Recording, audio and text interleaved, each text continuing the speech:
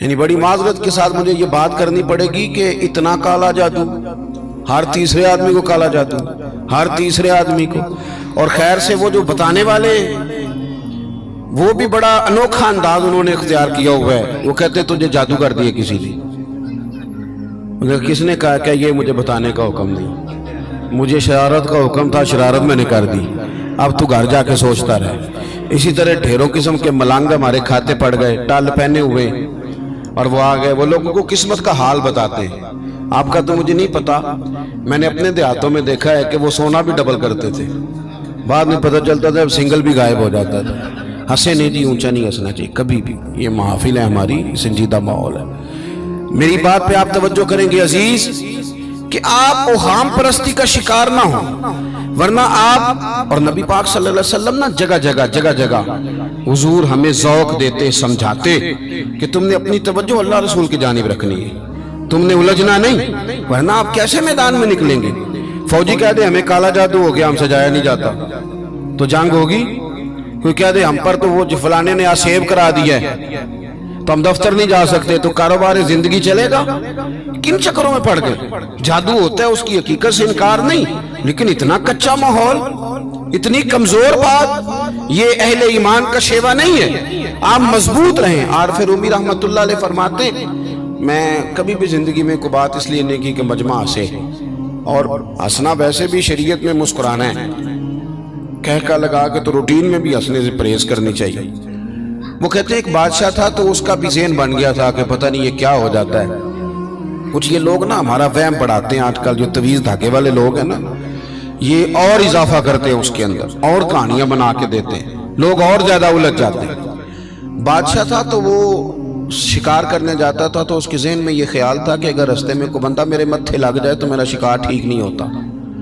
تو وہ کیا کرتا، وہ جب سفر کے لیے نکلتا تو لوگوں سے کہتا سارے رستے خالی کرا دو، میں نے شکار کے لیے جانا ہے.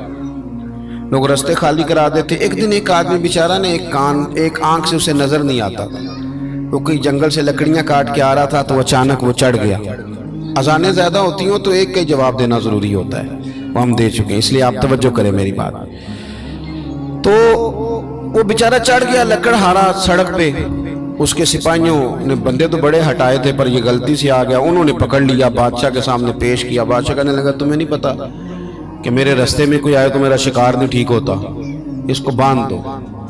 دھوپ بڑی سخت تھی، درخت کے ساتھ باندھ دیا. کہا جا رہا ہوں، واپس آتا ہوں، اگر شکار ٹھیک ہو گیا تو چھوڑ دوں گا، ورنہ اسے قتل کر دوں گا. 2 بندے اس کے سرانے کھڑے کر دیے تلوار لے کر کے. اب وہ بیچارہ صبح سے بندہ ہے. بادشاہ چلا گیا. اتفاق کی بات یہ کہ آج شکار پہلے سے بھی اچھا ہوا، خوب ہوا. بادشاہ واپس آیا. اب یہ دھوپ میں بندہ ہے، کسی نے پانی بھی نہیں پوچھا. تنگ آمد بجنگ آمد. بندہ جب پورا تنگ آئے تو پھر جنگ بھی بڑی کرتا ہے. اس نے کہا یار آج مرنا تو ہے، اب مرنا سچ بول کے. بادشاہ نے کہا اسے کھول دو، آج میرا شکار بڑا اچھا ہوا ہے، لہذا اسے کچھ نہیں کہنا، کھول دو.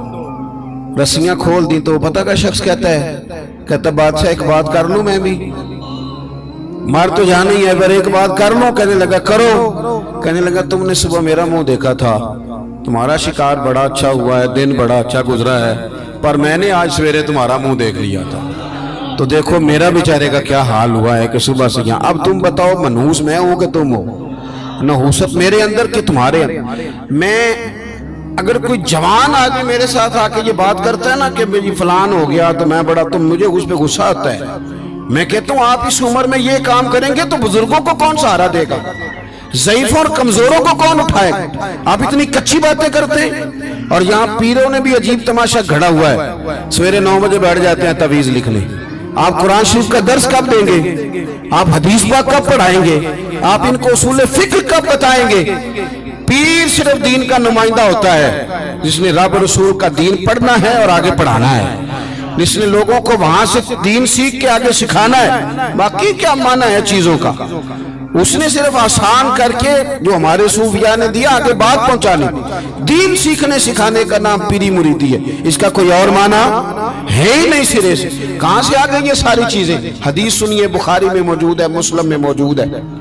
حضرت ابو ہریرہ رضی اللہ تعالیٰ عنہ فرماتے ہیں نبی پاک علیہ السلام کے साहिबजादे का विसाल हुजूर की गोद में हो गया, गोद में विसाल कर गए साहिबजादे।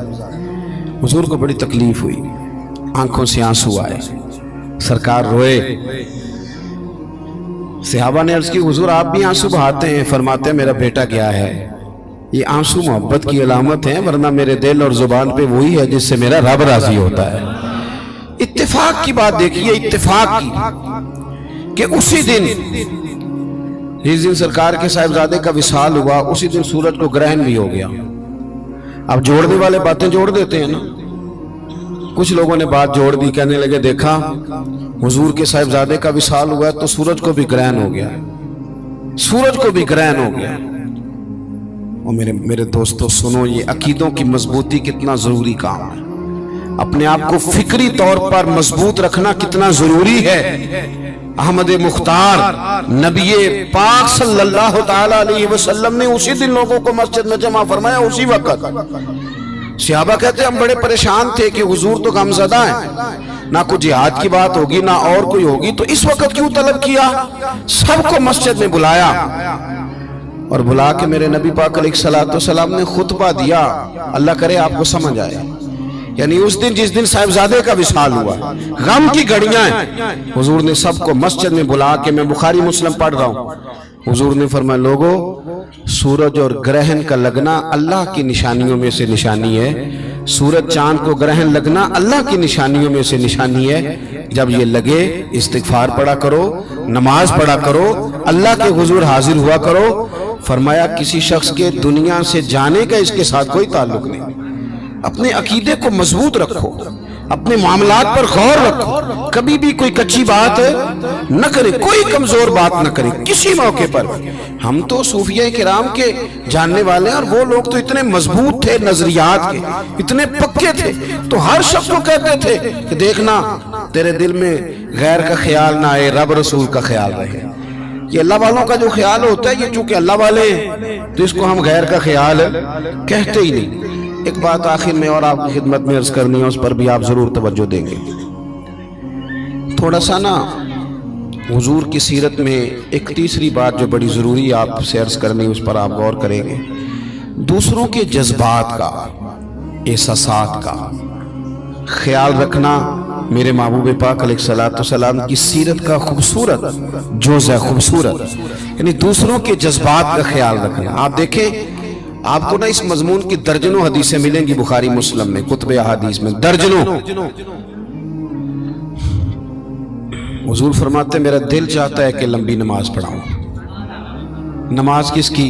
अल्लाह की। दिल चाहता है कि नमाज लंबी पढ़ाऊं, लेकिन हुजूर फरमाते हैं फिर मुझे पीछे बच्चों का ख्याल आता है, बीमारों का ख्याल आता है। हुजूर नमाज रब की, ख्याल बंदों का।